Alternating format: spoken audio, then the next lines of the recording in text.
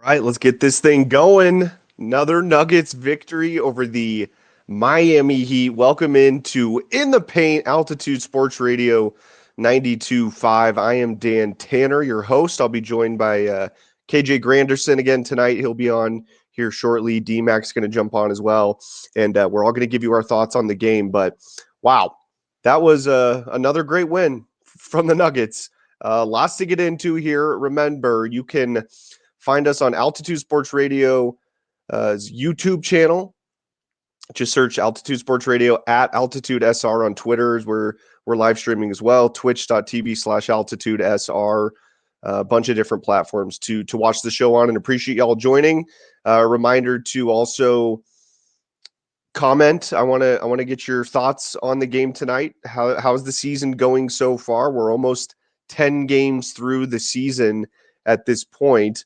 Nuggets are now 6-3 on the year after a very poor start to the season. I got to say, just sort of initial thoughts for me after tonight's game, and really just over the last 3 or 4 games. Well, number one, awesome to have Jamal Murray back. He didn't look like he missed a beat. He was absolutely fantastic. Kevin, I see you. What's up, man? Tim, how you doing? Grim, good to see all of you. Please comment me. Give me your thoughts on the game. I'd love to interact with you all on here. This show is for the people, for Nuggets Nation. So really appreciate that. Daniel, I see your comment. We were going back and forth on Twitter a little bit during the game.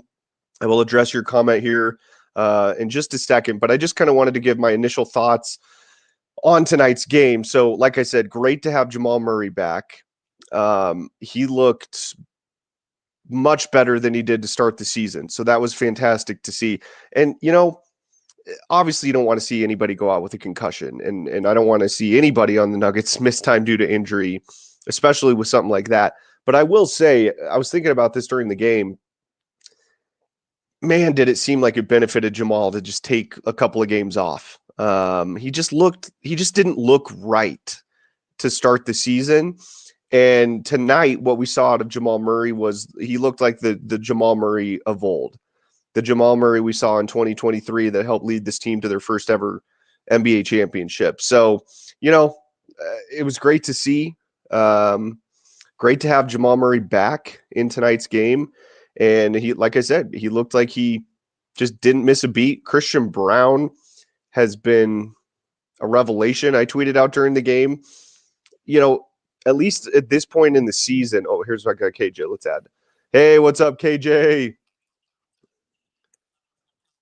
What's going on, man? How you doing, bro? Good. KJ Granderson, everybody. So, KJ, I was just talking, kind of giving my initial thoughts on the game tonight. Great to have Jamal back. He looked like he didn't miss a beat. And honestly, I was just kind of saying, like, you never want a guy to miss time due to injury, especially like head injury, concussion. That's scary stuff. And you don't want to see anybody suffering from that. But looking at it glass half full, it sure looked like those 3 games off helped him get right. And not just the concussion stuff, just overall, he just didn't look right at the beginning of the season with whatever was going on. So that was great to see.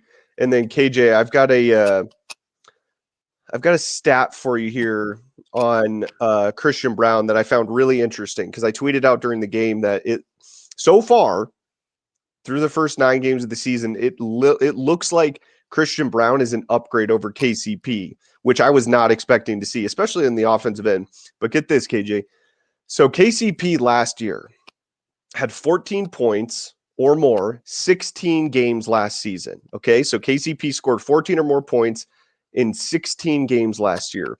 Christian Brown now has 7 games of 14 points or more already this season.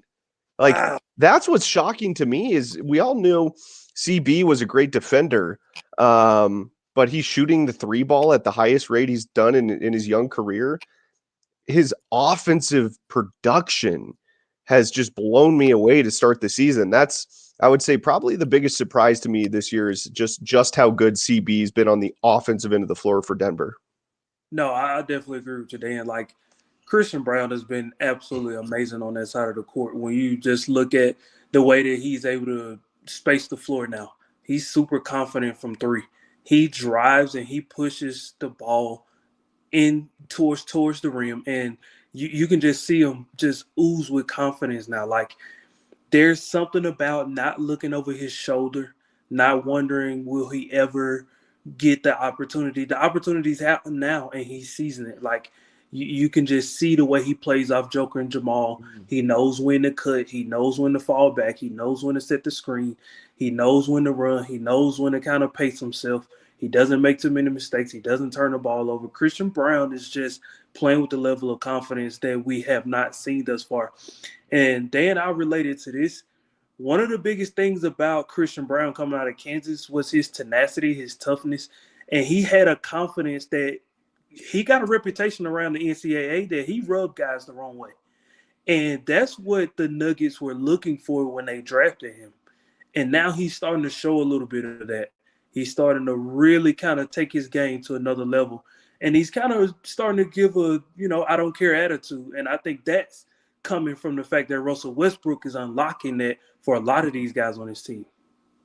Yeah, the to your point of him rubbing guys the wrong way, like sort of like an agitator type guy. Is that kind of what you're Yeah, saying? yeah, Yeah, and we were right. actually talking about that today with Scotty on PhD, noon to 3.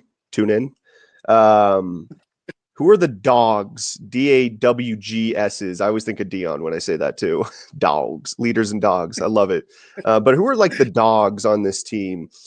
Aaron Gordon, for me, is like the alpha dog. Like just you know, he'll go to battle with anybody. No Jamal, doubt. I would say, is a dog, and Christian Brown. Like, I mean, we saw it earlier in the year against Rudy Gobert in their game in Minnesota. He gets up in Rudy's chili after dunking all over his face. Um, I guess I just didn't really see that version of Christian over his first couple years with the Nuggets. But man, you're right, KJ. Like that dude's got some dog in him, and I tell you what, those corner pocket threes are. He has 8 open looks every single game from that spot.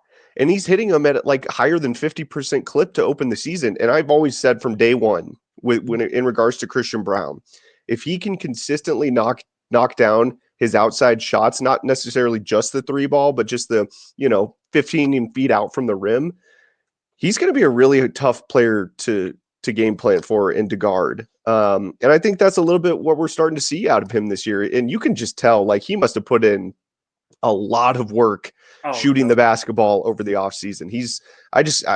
I'm shocked at how good he's been on the offensive end so far this season. It just blows me away. No, man, I couldn't agree more. Like, I was just sitting here thinking as you were talking about, what Christian Brown has been able to improve upon this year. Like, let's do a quick checklist of all the things KCP brought to the team last year. Obviously, his defense. Obviously, his corner shooting. Obviously, his ability to catch the ball off the dribble. His ability to bring the ball up the court. His ability to get to the lane. His ability to be confident. His ability to switch on and off defenders 1 through 5. Christian Brown is doing all of that. And more importantly, he's been able to fill two roles at once because Aaron Gordon's out right now, which means that from time to time, Christian's in the dunker spot while Peyton Watson is out on the wing, or they'll, vice versa. And so I think Christian Brown's IQ is finally starting to exude itself right now, right before our eyes. He's just recognizing and seeing things. And it's not that KCP didn't see these things as well. I just think KCP was so he had a desire to really just play his role, and that was it. But I think Christian Brown, with him being young and him being hungry and fighting and wanting to be a part of this core, he understands that I have to have the ability to do it all, no matter what it looks like, and that's what's really going to separate Christian Brown from the rest of the young players that the Nuggets are trying to groom right now. Yeah, and to your point earlier, KJ, about it's starting to look like CB is like really unlocked, like how to play with Jokic specifically, and just the starting unit in general. Number one, how quickly that happened was pretty wild to me. I thought it was going to take a little bit of like time to integrate him into that starting five, but it's been seamless. And yeah, you're right, man. Like he knows exactly how to play with Joker. He knows when to cut to the basket. He knows when to drift off into the corner pocket three, like I was saying. Um, it's been it's been really cool to watch. So, man, I tell you what, if Christian Brown can just play at this level for the remainder of the season, that'll bode really, really, really well for the Nuggets potentially getting back to another NBA Finals. I think obviously Jamal is kind of a given, but he and MPJ, CB and MPJ are sort of the wild cards, I would say, in that starting five. Like, if those two struggle, I think it's going to create big problems for the Nuggets because they just don't have the depth to really counteract that if they are struggling. But MPJ, I mean, he's been fantastic over the last 5 games. He had a really slow start to the season, but him and Christian Brown, if those two are firing on all cylinders like they have been over the last 5 or 6 games, this team can absolutely be a finals contending team this year. I couldn't agree more. I cannot believe I'm about to say what I'm about to say, Dan. Say But it. Say it.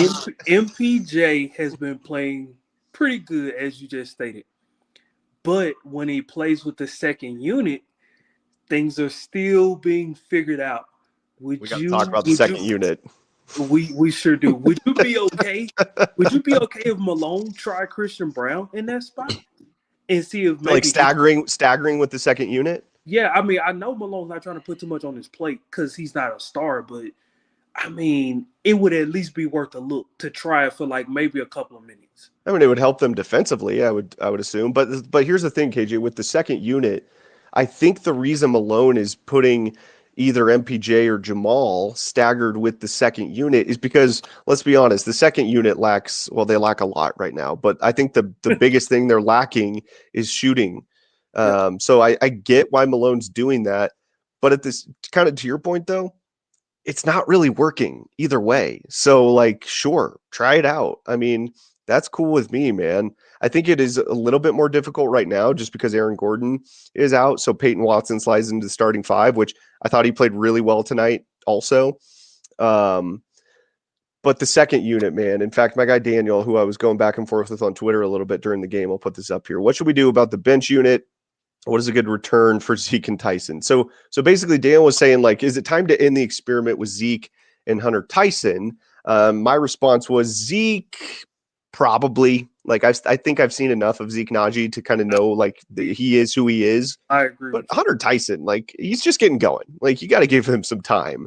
So I like how Malone's giving him a chance. I mean, he was in at the end of that game. It was kind of a weird little stint there. It was Joker, Strother, Hunter Tyson, Watt, like, and all the young guys. And then obviously this, Jamal and MPJ came back in to close the game out. But that first half, the first stint for the bench unit, and I actually wrote down what the lineup was because they were not good. So it was to start the second quarter, KJ.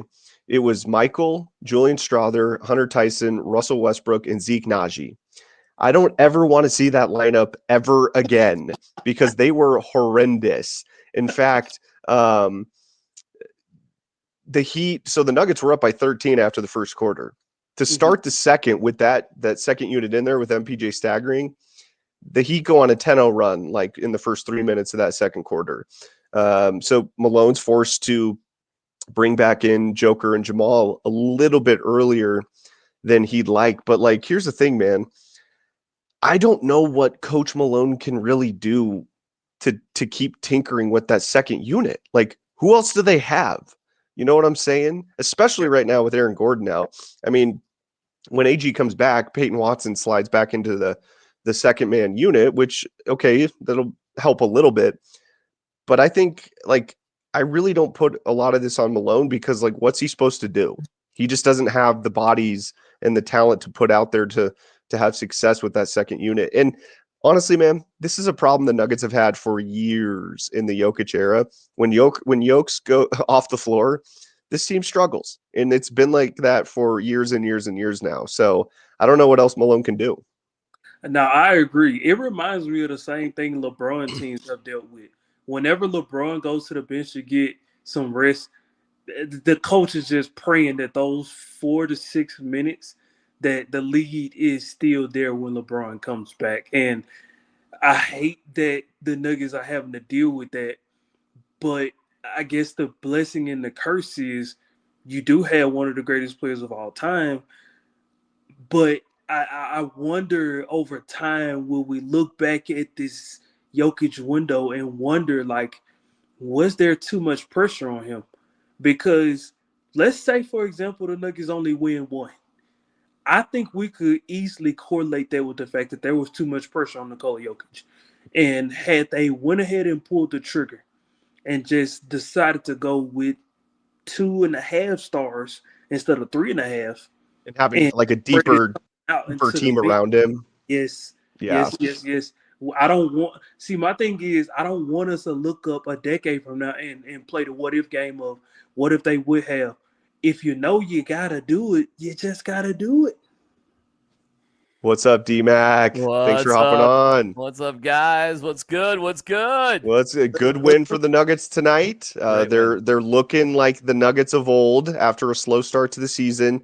So D, KJ and I were just talking about our guy Daniel and I were tweeting during the game about like, is it time to end the Hunter Tyson Zeke Najee experiment? Zeke, I can get with you because I think I've seen enough out of Zeke where you kind of know who he is. But Hunter Tyson's like he's just getting going. You know what I'm saying? Like give him a Hunter little bit of Tyson time. had the game of his life tonight.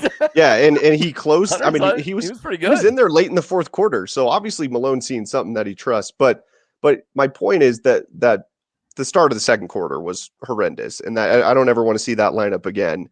But the problem but I don't blame Malone for this, DMAC, Yeah. because I was just telling KJ, like, what's he supposed to do? Like, they don't have a lot of depth on this team. So yeah, they've got an issue when Joker's off the floor, but they've always had that issue, and they just don't have the talented enough players to where when Joker leaves, they can keep that thing rolling. So I don't get it. I don't know what Malone is supposed to do. I just don't think he has the bodies. Well, with AG not playing, Peyton Watson would be coming off the bench.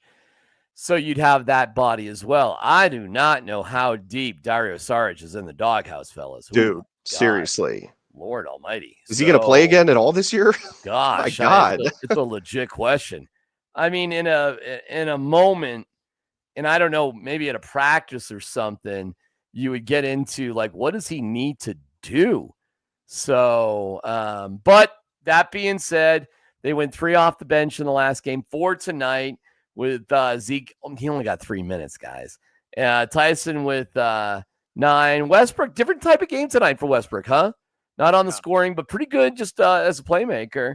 And then Strother had Strother's all over the place, man. That guy needs time. Dude, he's hot and cold, man. He's hot and cold, dude. Yeah.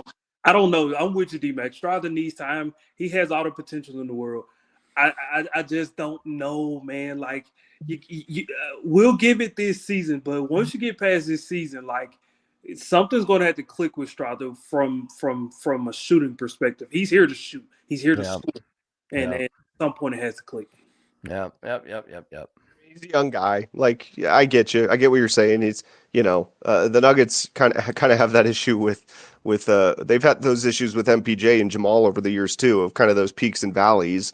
But man, DMAC, MPJ, KJ and I were talking about this too. Like horrible start to the season, but the last 5-6 games, man, this is the Michael Porter Jr. that I think if he plays like he has been, this is what they need from him in order to get back to the finals. I really do believe that. Yeah, Michael Porter Jr. isn't some sort of accessory.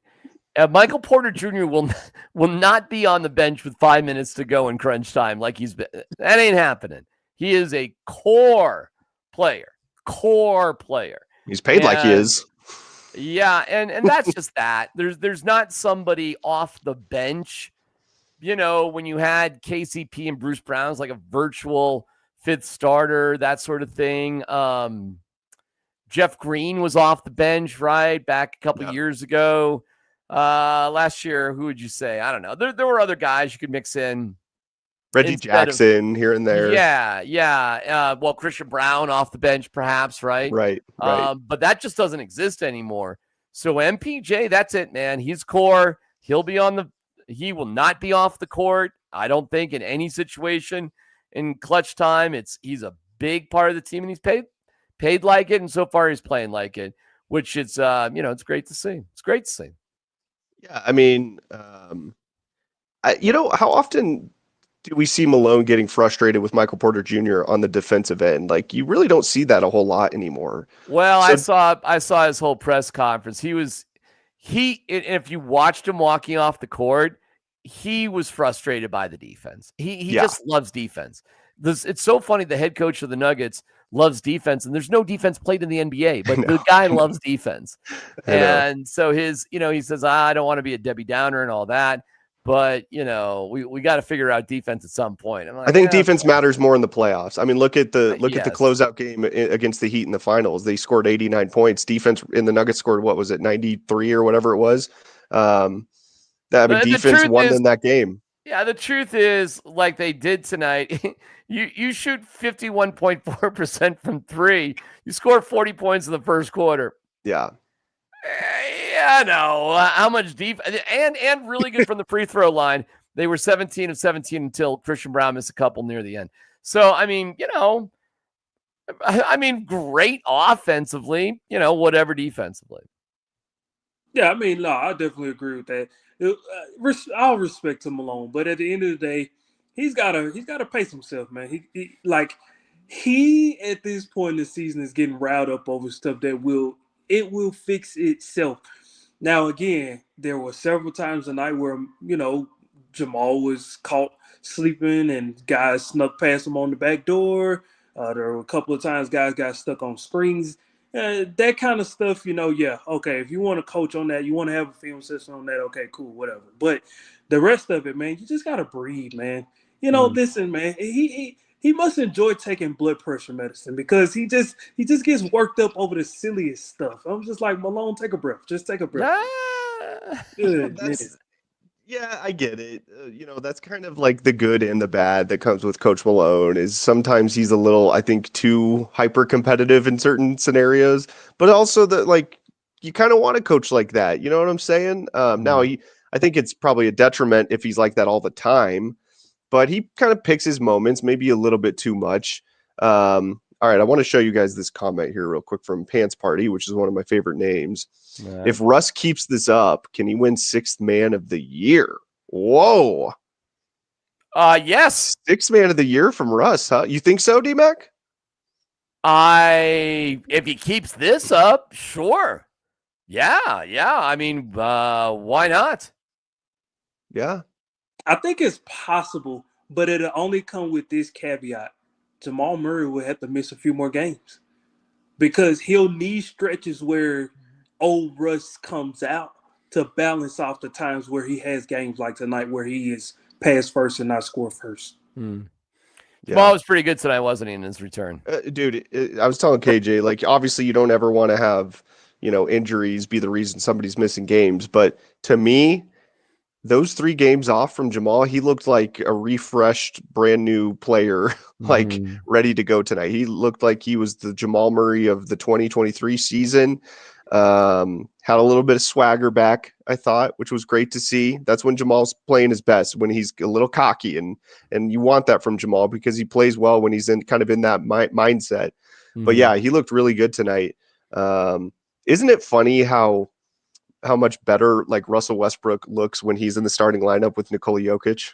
Isn't that crazy? And the stats are just through the roof when he's playing with Joker the majority of the game. It's wild. I mean, he had 6 points tonight. He didn't play bad. 6 points tonight. I think the 3 of us would look good playing with Jokic. Somehow he would get somehow we'd look okay. Not sure which one of us would look the best. Probably Dan because he's the tallest. But Jokic right. has that. Another triple-double. Another third quarter triple-double from Jokic. 3 games in a row.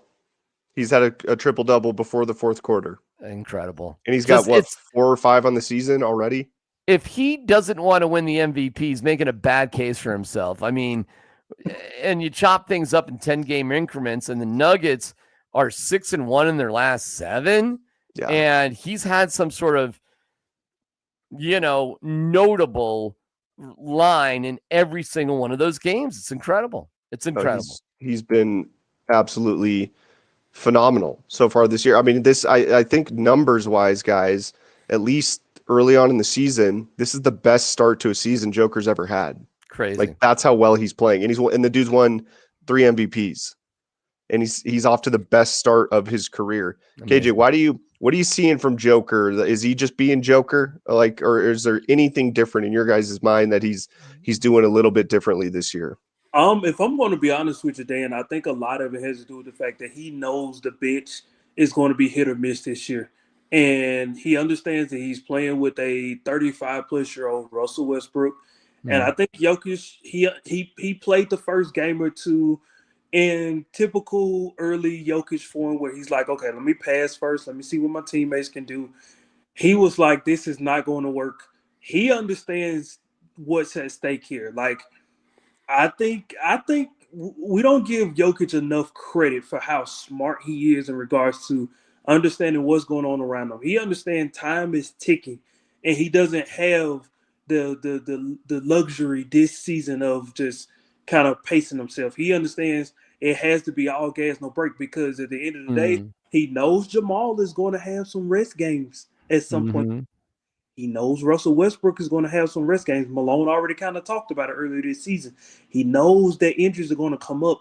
He understands that if we can put our foot on the gas now, when those moments come where we kind of are stuck in the mud, it won't hurt us as much. It won't be like we slip from the fifth to the eighth seed. It'll be more like we slip from the second to the fourth seed. Mm. Well, and if you put on the gas now, and you, like you said, KG, you're up in the standings. They don't have to do what they had to do last year, which is claw their way through the last 15 games of the season and run these guys into the ground. I mean, that's my biggest concern this year, heading towards the end of this season and into the playoffs. And Coach Malone talked about it too at his end of season post game press conference. He said, "Did I run these guys in the ground? Maybe I did." So Mm. that's something I'm really looking for this year is how is Malone going to strategically not run these guys into the ground, but also trying to get as high of a seed as possible. Now, DMAC, I know you've talked about like seeding wise, who cares? Get in the top 6, you're good. Don't care. I tend to agree with you there. The Nuggets lost 3 games at home to the Timberwolves, so like, how much does home court actually matter in the NBA? In the Right. playoffs, doesn't Right. seem like it really does. What I'm looking for is for the Nuggets to not have to grind out the last 15, 20 games of the season and have AG dead tired at the end of game 7 in round 2. All the guys dead tired at the end of game 7 round 2. That's Mhm. what I'm looking for. That's, to KJ's point, I think that's what we're stepping on the gas now. Allowing yourself to take it easier down the stretch is really going to benefit them. Well, I'm looking at the standings right now. I mean, it's so early, but Denver at 6-3 is tied with Minnesota at 6-3, 1 game behind Golden State at 7-2, and pretty hot starts for the Suns and the Thunder at both at 8-1. So, okay, cool. And right behind them, the Kings. Everything is really close. So, despite just what felt like a rocky start at 0-2, not bad. Not bad at all. And you're good. You're really good. It's just good to see that you're good, right? It's good to see that you're good. Because you can look at like the Avalanche and like, are the Avalanche good? I don't know. I mean, who knows? But they're not good right now. Right. But they're also, I mean, it would be like the Nuggets missing like 3 of their top 5 players. You know, that's kind of the scenario the Avs are in. Yep. I think pretty positive night. We all were chicken and didn't go down to the game because none of us wanted to dig our cars out of snow. So we're all a bunch of Scott's going to yell at us on Monday for that. chicken shizzles out there. So you pansies didn't want to drive in the snow. Bunch of limbs. The crowd looked pretty full on TV. So props to you, Nuggets fans. It looked pretty packed in there. So they're not as big of a, wussies as all of us are with our cars in the snow. But put me in the wussy category because well, KJ, you have an excuse. You're from the South. I grew up here. Okay, I don't have any excuses. Like I should be used. This is nothing new to me. Okay, like I've driven in the snow my whole life, so no excuses on my end. KJ grew up in Mississippi. We talked earlier today as we were shoveling together, Dan, and he goes, KJ just me, man, you gonna keep living here? And I go, like, no, so you I'm guys do good. this like every winter? You I'm go outside and good. shovel all this heavy, wet crap? Well, KJ's been here for a minute, but Yeah. it's still a drag, I'm sure, Dude, KJ, yeah, right? Yeah. dude, let me tell y'all something. I'll never get used to Never get used to it. the joy of shoveling snow. Like I'll never get used to that, man. It's a workout. That's how I view it. It's a good workout. All right, That's too funny. before I let you guys go, one last comment here from our guy Kevin. I wanted to show Sure. you. Home court is very important for the Nuggets. Look at the championship banner hanging up in ball. We are going to need all the help we can get. I respectfully disagree with you, my man. Yeah. If you're not good enough to win on the road, you're not good enough to win a championship. And it's not worth exhausting yourselves unless you're some sort of super team like the Celtics who cruised to 60 plus wins last year and didn't really have to think about it. But look what happened in the Nuggets last year, man. I mean, they lost to the pathetic Spurs in the second to last game of the season while they were battling for the number one seed. They were exhausted. And yeah, okay, they beat the Lakers in 5. But when they needed it the most, the gas wasn't there, and they lost 3 of their 4 home games to Minnesota in the second round. So, nah, not with you there, bro. If you've got that team, you've got that team, and then fine. But if you're going to win a championship, you got to be good enough to win on the road. That's it. The end. You can't be afraid of it. Yeah, go ahead, KJ. No, dude, that's just a fact, man. Like at the end of the day, the Nuggets, they just went on this small little East Coast road trip. They lost by a hair in Minnesota. They really should have won that game if we're being extremely honest. The Nuggets have no problem going on the road. So if you think that home court advantage is going to give them the edge by this much, the Nuggets have already shown you this far in the season that they don't have a problem going on the road, and they will win on the road. They've been in a lot of tough games. They have the championship DNA. Most teams with real championship DNA can win on the road. The Nuggets have shown that. They will continue to show that. Like, home court for the Nuggets at this stage of their window no longer matters. Yeah, I mean, I know this is a hypothetical, but and I get the Celtics had the best record in the NBA last year, but let's just say they were like the 6th seed last year in the playoffs. You guys think they have any issues getting out of the No. Eastern Conference and into the finals? No, I do not. They would have cruised. They would have cruised. So no. Hey, great. I mean, what happened? What happened to Oklahoma City, right? Like what happened to Denver? Yeah. What happened Yeah. to? I mean, look where Dallas started and where they ended up. You know what I'm saying? So yeah. Yep. I agree with you, DMAC. It's about the team, where they're at that point in the season, health wise, energy wise, rest wise, when you're going into the final stretch. So I thought KJ brought up a really good point of just throw on the gas now, try to stack up as many wins as you can, and give your guys some rest down the stretch. And I think that's the winning formula this year for the Nuggets. Yep. All right, guys, appreciate you hopping on. Have a great night. There is KJ, Granderson, and DMAC on the show with us tonight.